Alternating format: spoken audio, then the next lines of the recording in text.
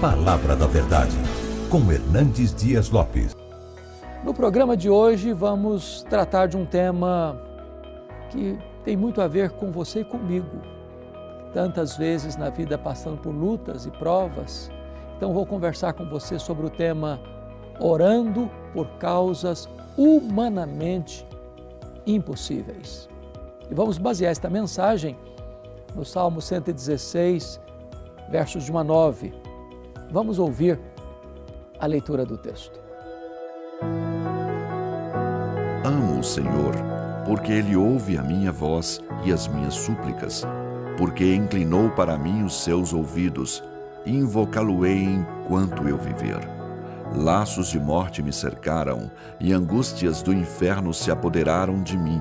Caí em tribulação e tristeza. Então invoquei o nome do Senhor. Ó Senhor, livra minha alma. Compassivo e justo é o Senhor. O nosso Deus é misericordioso. O Senhor vela pelos simples. Achava-me prostrado e Ele me salvou. Volta, minha alma, ao teu sossego, pois o Senhor tem sido generoso para contigo. Pois livraste da morte a minha alma, das lágrimas os meus olhos, da queda os meus pés. Andarei na presença do Senhor, na terra dos viventes. Muito bem, é sobre este assunto tão empolgante que eu quero conversar um pouco com você. Orando por causas humanamente impossíveis. E eu quero fundamentar esta palavra na experiência do grande rei Ezequias. Dizem os estudiosos que foi ele quem escreveu o Salmo 116. E esse salmo talvez seja uma espécie de testemunho daquilo que este homem passou. Este rei começou a reinar em Jerusalém aos 25 anos de idade, reinou 29 anos, morreu com 54. Quando ele estava com 39 anos de idade, no auge do seu governo, ele que foi um homem bem-sucedido no seu reinado, um homem piedoso, que promoveu uma reforma religiosa e experimentou um reavivamento espiritual, enfrenta dois gravíssimos problemas humanamente insolúveis. O primeiro deles, um cerco de um grande e poderoso império, o Império Assírio, que já tinha levado para o cativeiro as 10 tribos do norte, no seu governo. E agora os exércitos assírios entrincheiram Jerusalém. Não há a mínima possibilidade de Ezequias reagir de forma militar àquela invasão iminente. Aliás, o rei da Síria manda um recado abusado para Ezequias: renda-se. Nenhum Deus pode livrar você das minhas mãos. Nenhuma nação da terra pode resistir à minha invasão. E diz a Bíblia que diante daquele ataque iminente, Ezequias leva aquela carta afrontosa ao templo, coloca aquela causa diante de Deus em oração e Deus diz: esta luta não é sua, Ezequias, esta luta é minha. E numa noite apenas, Deus enviou um anjo que matou 185 mil soldados assírios e Deus livrou Ezequias daquele ataque iminente, de uma invasão avassaladora. Mas Ezequias, aos 39 anos de idade, está enfrentando um segundo problema humanamente insolúvel.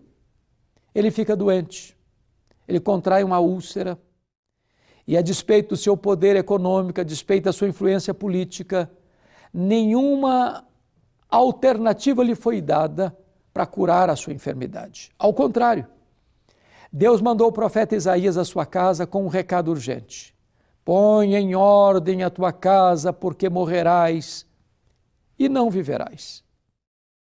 E diante desse cenário, diz a Bíblia que restou ao rei apenas uma parede, e para a parede ele se voltou e orou fervorosamente, chorou copiosamente. Deus respondeu a oração dele rapidamente.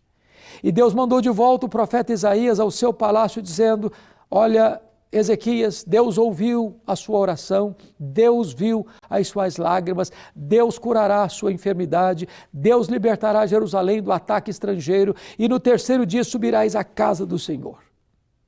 Então, o rei Ezequias perguntou, mas que sinal eu tenho de que Deus vai ouvir e ouviu o meu clamor? E o profeta perguntou, o que é que você quer? Que a sombra do relógio de Acais retroceda 10 graus ou avance 10 graus? E o rei pensou, já que Deus vai fazer um milagre, eu quero um milagre maior. Porque todo relógio anda para frente, mas você não vê relógio dar marcha ré e diz, não, quero que retroceda 10 graus.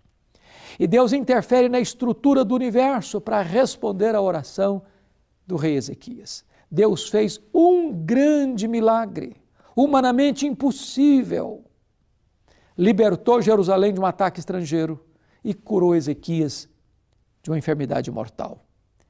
É desta maneira, então, que ele escreve o Salmo 16 para contar essa história. Ele diz no verso 3, laços de morte me cercaram, e angústias do inferno se apoderaram de mim. Caí em tribulação e tristeza. Ele está encurralado por uma situação de morte. E dentro do seu peito parece que o inferno está habitando. Angústias do inferno se apoderaram de mim. Quando esse homem caiu, prostrou-se no chão, nocauteado, é nesse momento que ele se volta para Deus em oração. Então, eu invoquei o nome do Senhor.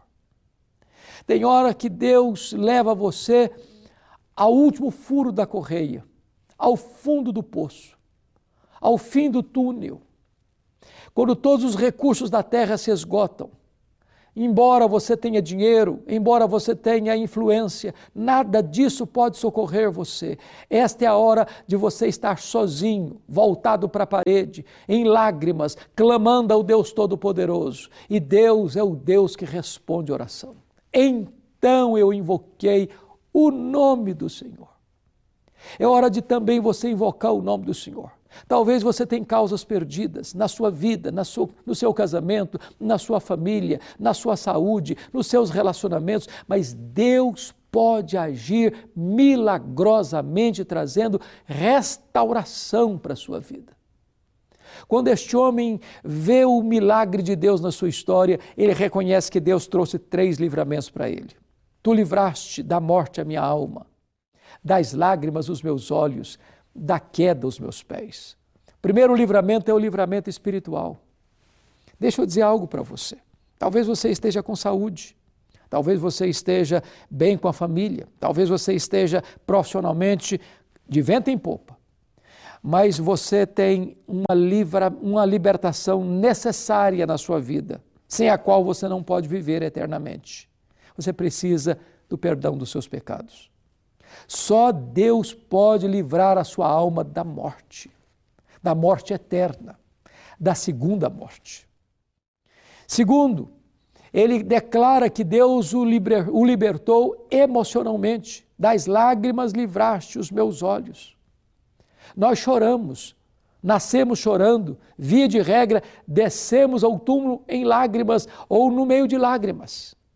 Só Deus pode estancar suas lágrimas. Só Deus pode enxugar o seu choro, só Deus pode trazer alívio para o seu sofrimento, só Deus pode resolver as causas que fazem você chorar, pois Deus traz livramento emocional. Mas Ezequias compreende que Deus traz também livramento moral. Da queda livraste os meus pés. Nenhum de nós, por mais piedoso que seja, pode ficar de pé escorado no bordão da autoconfiança. Ou Deus segura a nossa mão, ou nós tropeçamos e caímos. A Bíblia diz que Deus conhece a nossa estrutura e sabe que nós somos pó. Nós não podemos confiar em nós mesmos. A Bíblia diz, aquele que pensa estar em pé, veja que não caia. Então, depois que Deus traz livramento a este homem, ele assume um compromisso com Deus. Porque Deus ouviu o meu clamor e a minha oração, e invocá-lo-ei enquanto eu viver. Depois que Deus trouxe resposta a causas impossíveis, ele diz, eu andarei na presença do Senhor na terra dos viventes. Porque Deus fez algo tão lindo na história dele, ele diz, eu amo o Senhor. Eu amo o Senhor porque Ele ouve a minha voz e as minhas súplicas. Este homem então diz: o que darei ao Senhor por todos os seus benefícios para comigo? E ele respondeu: eu tomarei o cálice da salvação, eu invocarei o nome do Senhor, eu cumprirei os meus votos na presença do seu povo.